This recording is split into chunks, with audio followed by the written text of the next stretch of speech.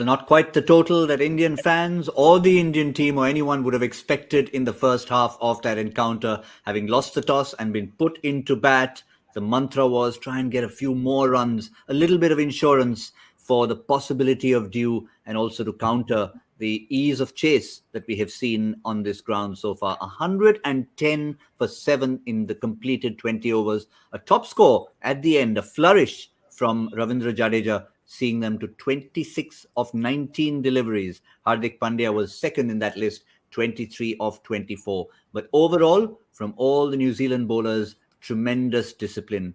Bolt, Southee, Sodhi, and even the man who conceded 16 runs off his first over in Adam Milne came back with the sterling next 3 overs. That's been the story of New Zealand, discipline.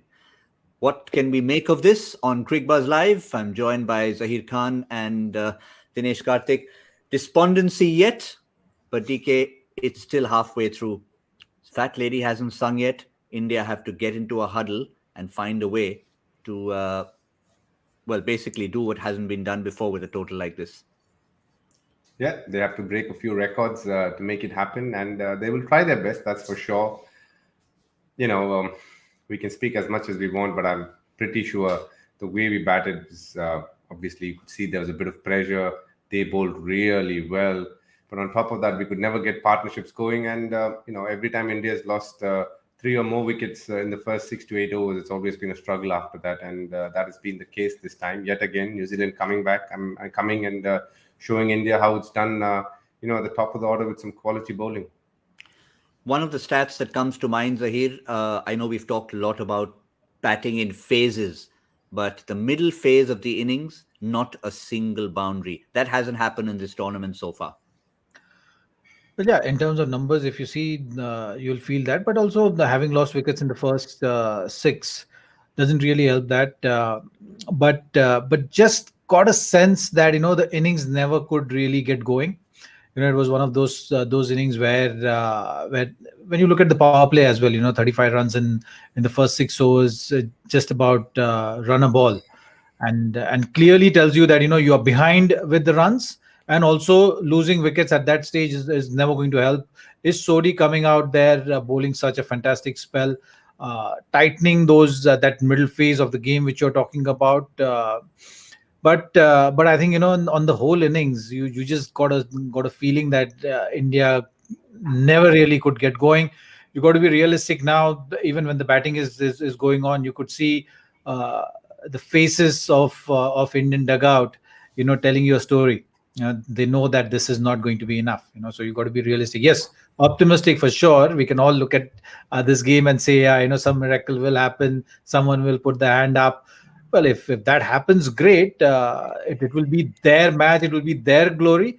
But realistically, if you look at this game halfway through the innings, doesn't look like we're going to have that much of a chance of pulling things through, because even the belief in the camp is not looking like that. So that tells you that the conditions are easier. It's not a condition-based scorecard.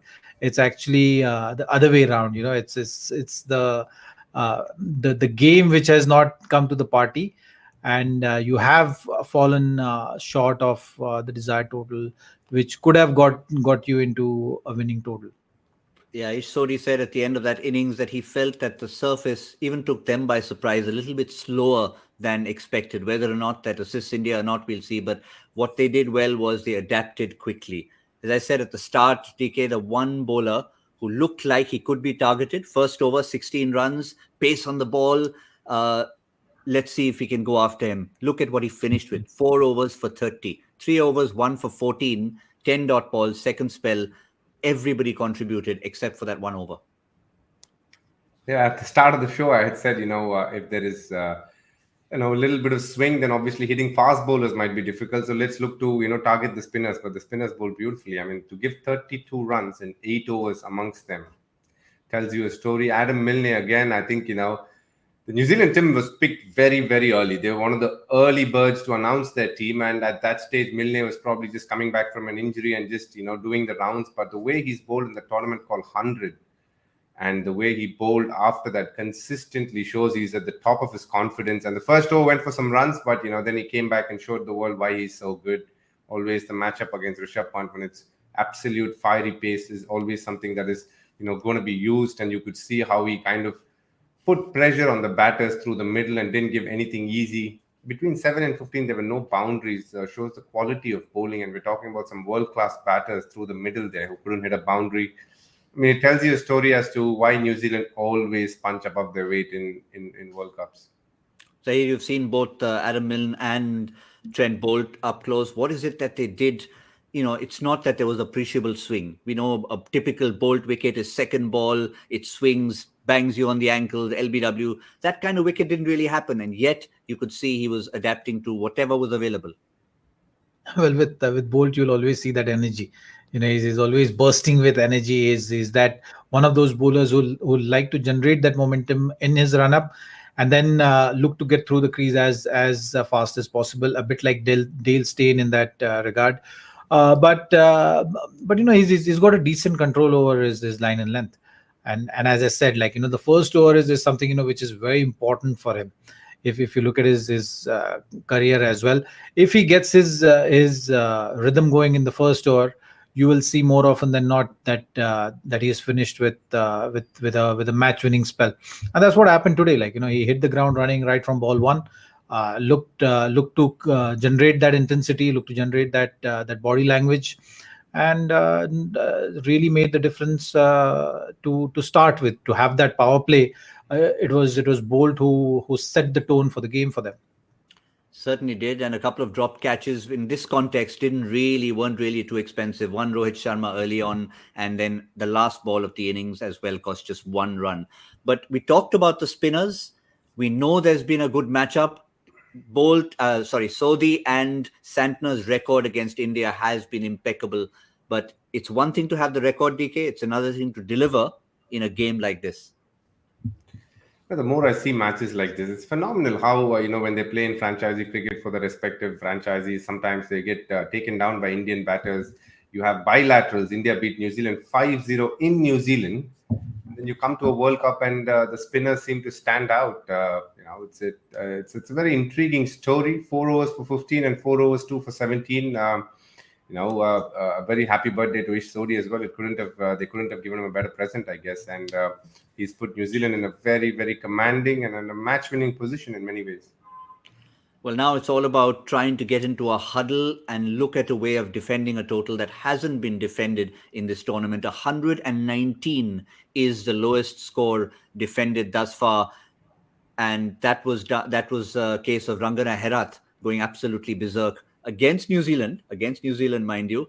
But somebody needs to do a Herath here, Zaheer. Maybe a Varun Chakravarti. Maybe something that New Zealand haven't seen enough of. That's the only chance you have, isn't it? Now, if New Zealand bat their 20 overs, you know that it's going to be a game for them.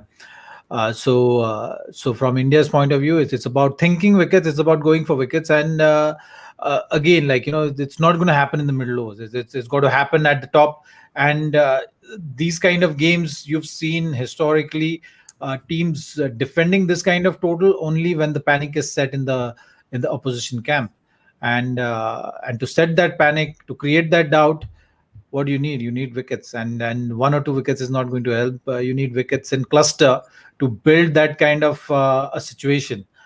So we'll have to wait and see how it goes. Just to finish off, it is Varun Chakravarti who's been thrown the ball to open the bowling. DK, you've seen a lot of him. What is the kind of thing he can do? What's the kind of damage he can cause? Definitely he's got that X factor about him, and this he will bowl a pretty conservative spell.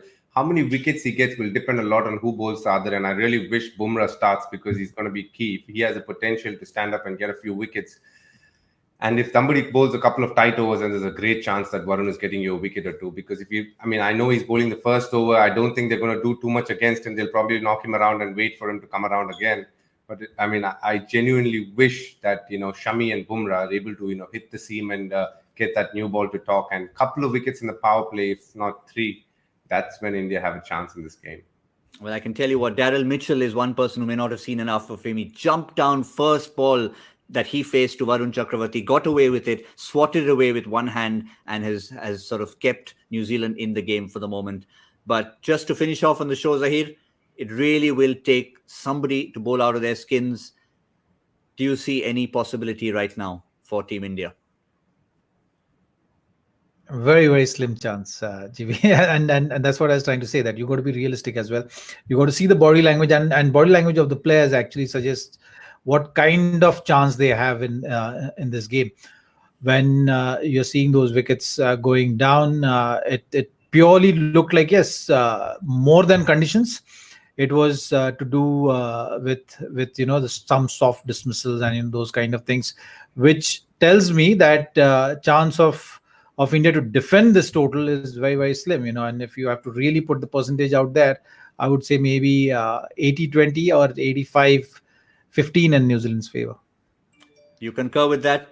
First over has gone for 5, no wickets, and wickets are what India need, DK. Yeah, I'll go on to say that probably India have a 5 to 10% chance at max, because Zach's point is absolutely bang on. Nobody got out because the wicket produced the beauties it seemed, or it's turning square. Nothing like that happened. We all played a few defensive shots, hence had to play the big shot, and that cost the wicket. Almost 90% of the wickets were caught on the boundary. It goes to show that we did have the intent to probably clear, but we put so much pressure on ourselves that we weren't able to get that release shot as a boundary. With that in mind, they don't have too much to chase, so they obviously wouldn't be taking any unrealistic risks. So that unless and until somebody bowls a couple of beauties, which I feel is a little hard at this point of time, India is going to have their task cut out. Well, thank you, gentlemen. They've been part of many teams, but at times you have to be realistic. We still keep our fingers crossed. We still stay optimistic. Wickets are the order of the day, and by the 10th over, India will need to have taken a few when we come on Cricbuzz Combox. If not, it looks like it's a tough task ahead. Thank you, Zaheer. Thank you, DK. We'll see you all. This is Cricbuzz Live.